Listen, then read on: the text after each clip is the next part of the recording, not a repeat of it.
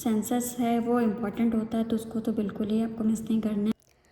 Hello aspirants, I hope you all are doing well. Let's start.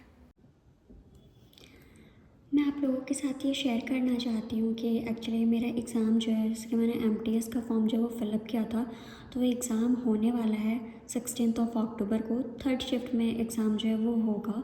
तो मैंने MTS को target किया है, तो उसके लिए मैं सोच रही हूँ कि मैं कुछ रिवीजन कर पाऊँ। मतलब रिवीजन तो सब कुछ करना है, बट मैं ट्राई ये कर रही हूँ कि पूरी जो सिलेबस है, कंप्लीट सिलेबस, उसका मैं कम्प्लीटली रिवीजन जो है वो कर पाऊँ प्रॉपरली।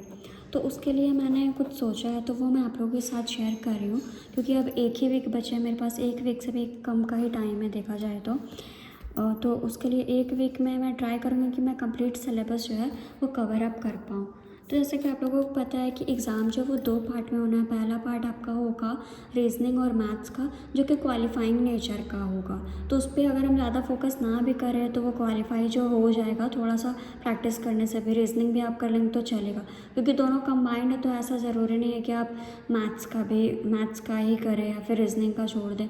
तो मुझे ऐसा लगता है कि रीजनिंग का पार्ट भी अगर आप कर लेते हैं, तो मैथ्स नहीं भी करते हैं तो भी वो क्वालिफाई तो हो ही जाएगा। इसलिए मैंने फोकस किया है ज़्यादा इंग्लिश और जो जीएस का पार्ट है हमारा उस पर, क्योंकि उस पर ही मेरिट लिस्ट बननी है, उसके बेसिस पे ही सिलेक्शन जो है वो होगा हमारा।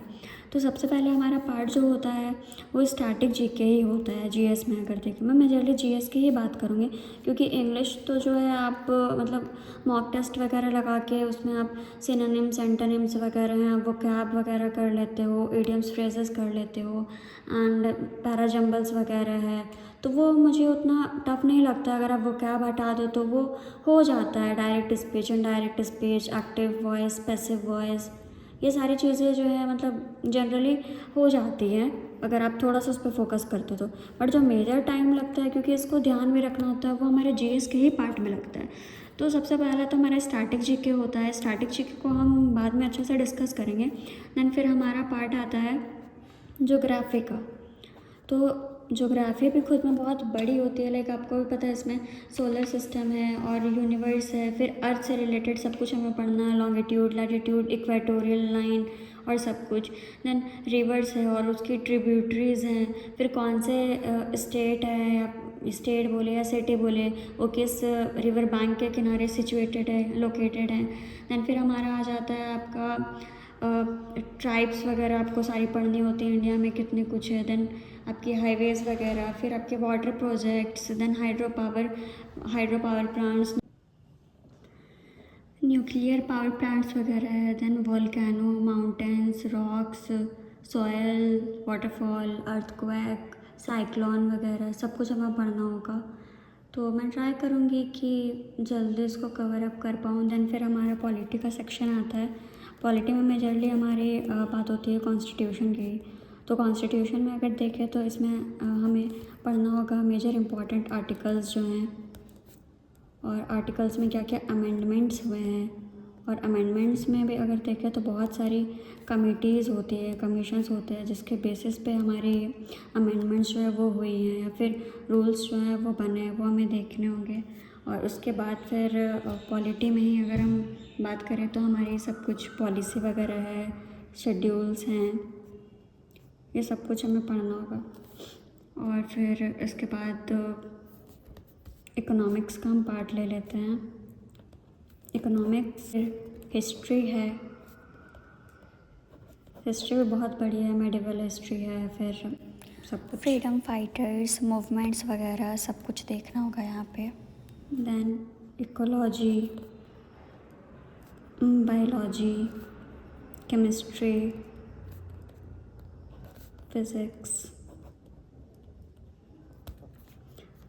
टाइम कम है बट सिलेबस बहुत ज़्यादा है, तो कवर कर पाना थोड़ा मुश्किल है। बट मैं ट्राई करूँगी कि सब कुछ मैं कवर अप कर पाऊँ एक वीक के अंदर ही, और रिवीजन जो है वो मेरा कंप्लीट हो पाए पूरे सिलेबस का।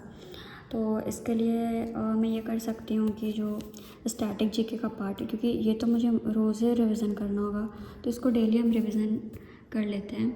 देन फिर ज्योग्राफी जो है वो बड़ी है थोड़ी, तो इसमें एक दिन का टाइम जो है वो लग जाएगा सब कुछ, रिवर सिस्टम वगैरह सब कुछ देखने में। देन पॉलिटी भी बड़ी है, तो एक दिन का टाइम तो इसमें भी लग जाएगा। फिर कॉन्स्टिट्यूशन आर्टिकल्स शेड्यूल्स वगैरह सब कुछ पढ़ने होंगे। दैन इकोनॉमिक्स जो है वो उतने बड़े नहीं है, ये छोटी है तो फिर भी एक दिन चलो मान लेते हैं इसमें। फिर हिस्ट्री है, इसमें भी एक दिन मान लेते हैं। इकोलॉजी और बायोलॉजी जो है वो दोनों आप कंबाइन कर ले तो ये एक दिन में हो जाएंगे। और केमिस्ट्री फिज़िक्स भी जो है ये एक दिन में हो जाएगी। तो ओवरऑल ये हमारी कंप्लीट हो जाएगी। आप देखें तो यहाँ पे 1 2 3 4 5 6 दिन में, 6 दिन का टाइम और 6 दिन में ये सब कुछ कंप्लीट हो जाएगा। तो अच्छा ही है हमारे लिए कि कंप्लीट रिवीजन जो है वो हो जाएगी।